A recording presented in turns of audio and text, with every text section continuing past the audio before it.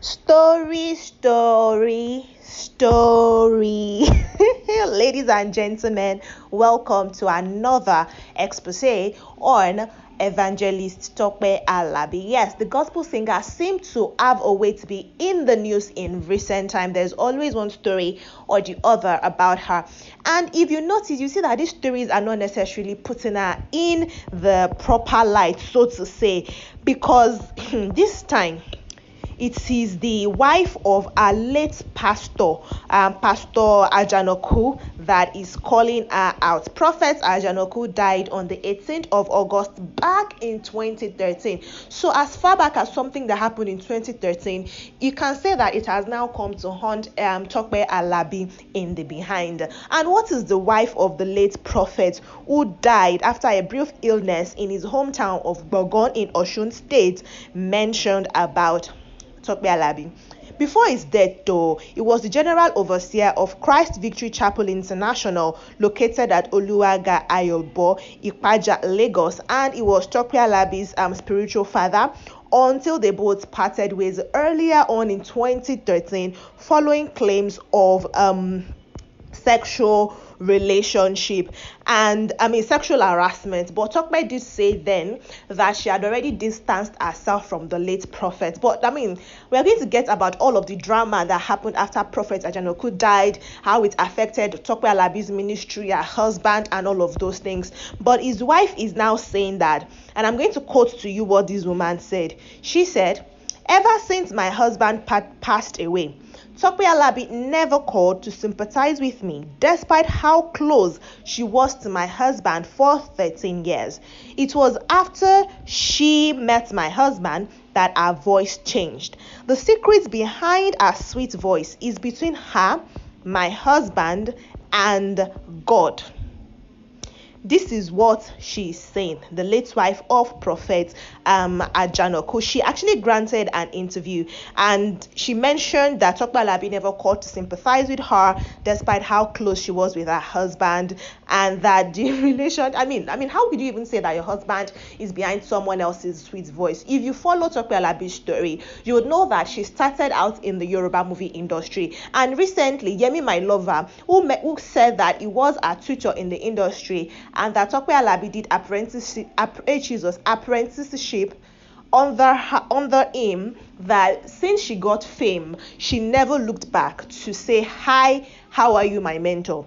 But she started in the industry as an actress. They started making, song soundtracks to these Yoruba movies, and then that was how her career grew. And then she became, the spiritual daughter of Prophet Ajanaku. So you can say that there's some sort of a pattern of Tope Alabi being ungrateful to people that have done her well. I don't know. Some other persons might say that this is entitlement, because if you recall when Tope Alabi's story was out there with Yemi My Lover, a lot of persons said, oh, the actor was just feeling entitled to something from Tope because she is the only one of his students that you can say has done well for herself. That's why Yemi My Lover is asking for, I don't even know what you can call it that he's asking for. But what are you going to now say about Prophet Ajanaku's family, saying that Tope has not even looked at them or said anything? And if you follow Tope's story, you would know that while this man was alive, she was always hailing him, even as going as far as mentioning his God in her song, saying things like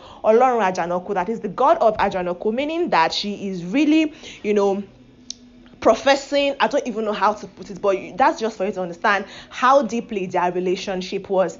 And after Prophet Ajanaku died, there were a lot of sayings that this man initiated Tope Alabi into maybe some cultism, Ogboni fraternity, to be very precise. A lot of people said things like that, which is why this statement that his wife has made is really, really somehow saying that her husband knows the secrets behind her sweet voice, and it's between God, her late husband, and evangelist Tope Alabi. That's just bringing a lot of things to questioning.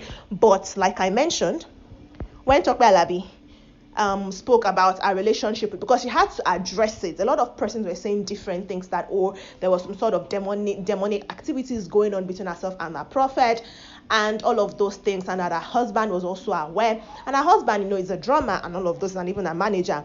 But Tope said that she had parted ways with him before rumors of his diabolic ways came to force, and said that there was nothing sexual between them. She granted an interview with Faji FM, and this was what she said at that time. I'm going to quote Tope Alabi for you.